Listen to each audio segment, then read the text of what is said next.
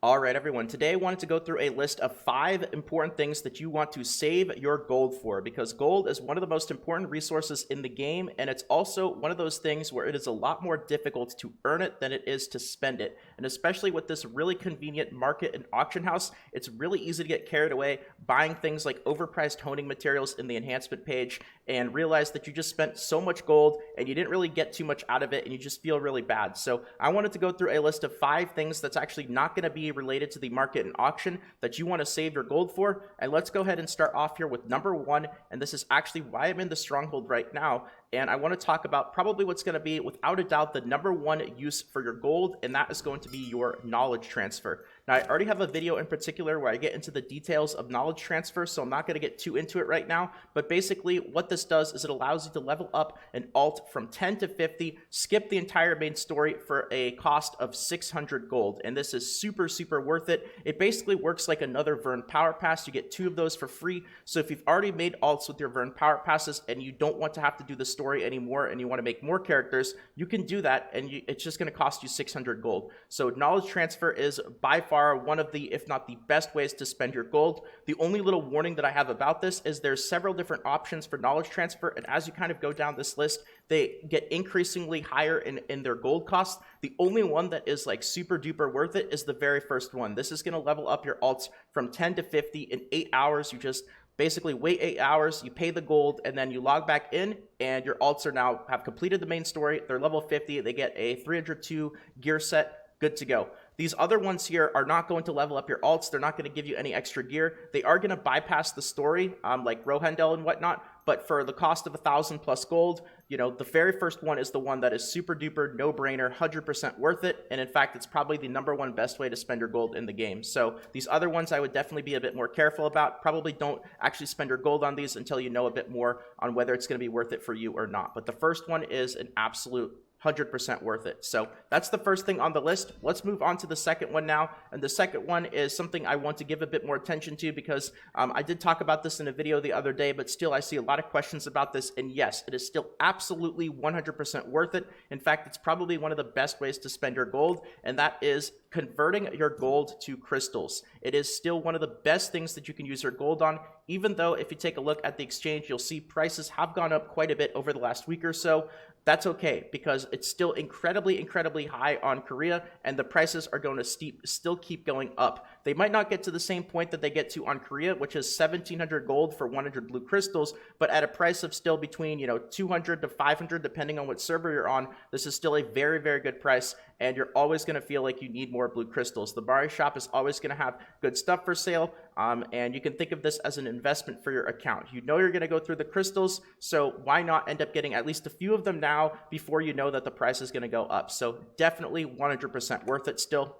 Now, that is number 1 and number 2 on the list. Number 3 is actually also another thing in the Stronghold, and I want to give a little attention to something that I haven't really talked about in too many of my other videos, and that is the fact that a lot of stuff in your Stronghold, especially in your workshop when you're making like your battle potions, or if you're making your maps, your treasure maps, or your chests, which have treasure chests as well that have maps, like a lot of stuff in general. There's so much going on in the Stronghold, and a lot of this stuff actually ends up taking not only resources in order to craft, but it's going to have a gold cost as well. So you definitely don't want to spend all of your gold on the market or auction house on honing materials and then realize that there's a lot of really good stuff to actually use your Stronghold for when it comes to crafting battle items or archaeology maps or just regular treasure maps and so much other good stuff here. And not only does crafting the actual items itself end up taking a cost of gold each time, but also doing your lab research stuff. This is all one-time research that you need to unlock, that you need to do to unlock various things in your Stronghold. This is going to end up costing you a good chunk of gold as well. So like unlocking all these map chests, unlocking all these recipes, you're going to need a decent chunk of gold for your Stronghold. So don't spend it all in one place though. Just have a bit kind of on the sidelines here as you work on your Stronghold, and you have a bit of a reserve for crafting your battle items and whatnot as well. So that's going to be number 3 on the list. So now let's move on to number 4. And for number 4, I'm actually going to leave my strongholds here, and I'm going to talk about abyss dungeons, because this is not going to be really like a really big deal. It's not really like a lot of gold, but you want to make sure that you have at least a little bit for this, because it is going to help your character progression. And let's actually play the Song of Return here to leave my Stronghold, and I want to talk about the Abyss Dungeon chest at the end. Now, if you've run your Abyss Dungeons, you probably notice that you end up getting gold if you actually run the corresponding Abyss Dungeon to your item levels. As long as you're not running ones that are like really, really low item level, you are going to get a decent chunk of gold and materials and resources and gear from your Abyss Dungeons. But also, when you run your Abyss Dungeons, there is a chest that you can actually have the option to end up choosing for at the end. The catch to it is it actually costs gold in order to basically get the stuff from this chest. And what I will say is if it's for the current tier that you're in, it is going to be worth it because it's going to give you a bunch of extra jewelry, a bunch of extra potential gear. Even if the gear isn't really that great or you decide not to use it, you can end up dismantling it, and dismantling the actual gear from the Abyss Dungeons. Just for tier 1, for example, if you dismantle like a tier 1 Abyss Dungeon piece of gear, the purple gear, it is going to end up giving you some of these Knight's Oaths as a return, so that you can end up going and crafting more pieces of your purple gear. That's just an example, of course, but it is worth it for the tier that you're in. I wouldn't pay gold for like chests that are basically like way under leveled compared to where you're currently at. But if you're currently looking to try to make your Abyss Dungeon gear, paying the extra gold for the chest at the end is worth it, and you should get, at least basically the gold that you spent on it in resources, jewelry, materials, and whatnot out of it back. And you only get a very limited number of these entries per week. So, if you pass out on that option, it's kind of like you're going to have to wait again until you run it next week to get that option to look at the loot in the chest again. So I'd say it's worth it. It's not going to be a whole lot compared to the other stuff that I talked about, but you don't want to be at 0 gold and then realize that you have the option to loot that chest and you don't have enough gold to do it. So that's going to be number 4 on the list.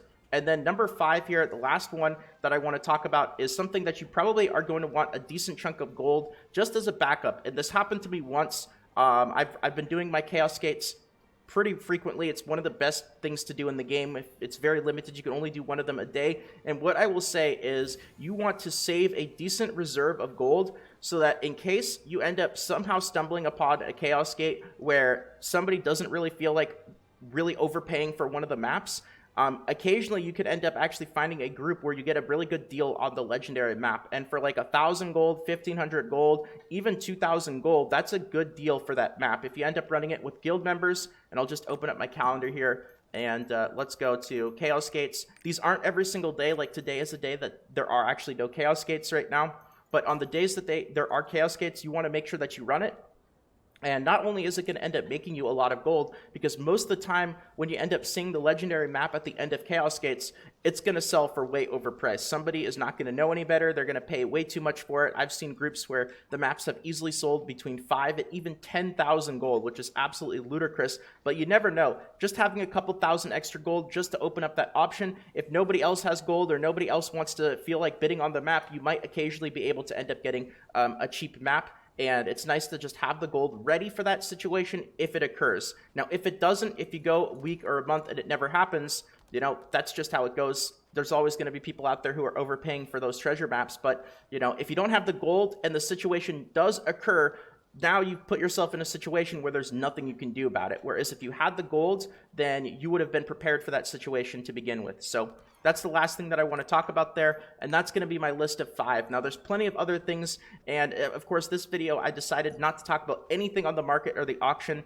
and there's plenty of good deals and good things to buy on the market and auction, but I wanted to go through a list of 5 things outside of it because I think it's really easy for a lot of people to get carried away and spend way too much gold on the market and the auction. So for this video in particular, I wanted to focus on stuff outside of it. So I hope that you guys enjoyed. I hope that this list helped out, and if you did and you enjoyed this video, consider leaving a quick like. Consider subscribing to the channel for more videos like this in the future. Appreciate all the support, everyone. And feel free to check out the Twitch stream, twitch.tv/salt, where I'll be streaming Lost Ark as well as other games in the future. Thanks again, everyone. Take care, and until next time.